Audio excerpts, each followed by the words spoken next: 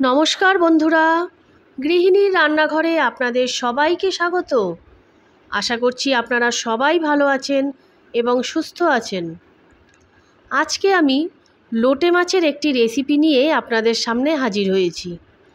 বাঙালিদের অতি পরিচিত একটি মাছ হলো লোটে মাছ, তবে আমরা বেশিরভাগ সময় লোটে মাছের ঝুড়িই করে থাকি। আজকে আমি একটু অন্যভাবে লোটে মাছটা রান্না করে দেখাবো। তাহলে আসুন রান্নাটা শুরু করা যাক। প্রথমে কড়াইতে সর্ষের তেল দিয়ে তেল গরম হলে দিয়ে দিলাম 2টো এলাচ, একটু দারচিনি আর একটা তেজপাতা। ফোড়ন থেকে সুন্দর গন্ধ বেরোলে দিয়ে দিলাম মাঝারি সাইজের একটা পেঁয়াজ কুচি। পেঁয়াজটা হালকা বাদামি রং হয়ে আসলে দিলাম 2টো মাঝারি সাইজের আলু ডুমো ডুমো করে কেটে দিয়ে দিলাম। এবার এর মধ্যে দিলাম সামান্য নুন আর হলুদ।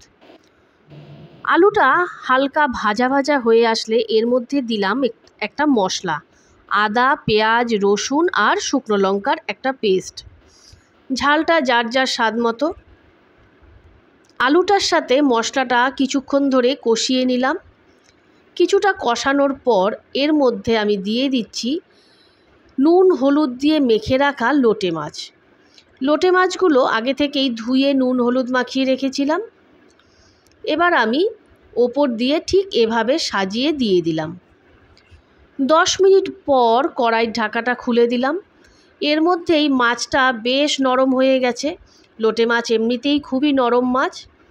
এবার খুন্তি দিয়ে দেখুন ঠিক এভাবে আমি মাছের কাঁটাগুলো বেছে ফেলে দিচ্ছি। আমি বেশ কয়েকটা মাছের কাঁটা বেছে দেখিয়ে দিচ্ছি। দেখুন ঠিক এভাবে খুন্তি দিয়ে মাছের কাঁটাগুলো বেছে ফেলে দিচ্ছি। এটা খুন্তি দিয়ে না করে চামচ দিয়েও করা যেতে পারে। আপনারা চাইলে ঠিক একইভাবে চামচ দিয়েও মাছের কাঁটাগুলো বেছে ফেলে দিতে পারেন। লোটে মাছ খাওয়ার সময় বারবার মুখে লোটে মাছের কাঁটাগুলো পড়ে বলে অনেকে লোটে মাছটা খেতে চান না। এইভাবে মাছের কাঁটাগুলো ফেলে দিলে আর কোনো অসুবিধা হবে না। দেখুন আমি সবকটা মাছের কাঁটা ঠিক একইভাবে ফেলে দিয়েছি। এবার কিন্তু একটু ধৈর্য ধরে বেশ কিছুটা সময় নিয়ে নাড়াচাড়া করতে হবে, যাতে মাছের এই যে জলটা পুরো টেনে যায়। দেখুন বেশ কিছুক্ষণ ধরে আমি কষিয়ে নিয়েছি, মাছের জলটা কিন্তু পুরো টেনে গেছে।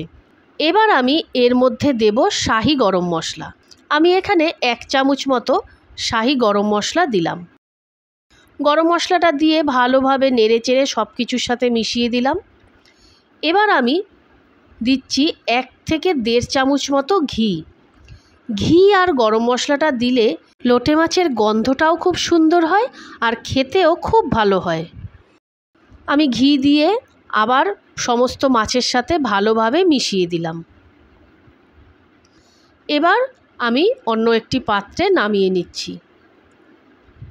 আমাদের লোটে মাছটা তৈরি হয়ে গেছে। আপনারাও এভাবে একবার করে দেখতে পারেন। রেসিপিটা যদি ভালো লেগে থাকে তাহলে প্লিজ কমেন্টে জানাবেন এবং লাইক শেয়ার করে আমার পাশে থাকবেন। আমার চ্যানেলের রেসিপিগুলো ভালো লেগে থাকলে প্লিজ চ্যানেলটি সাবস্ক্রাইব করে দেবেন। আজ তাহলে এ পর্যন্তই। আবার অন্য কোনো একটি রেসিপি নিয়ে আপনাদের সামনে হাজির হব। Thank you.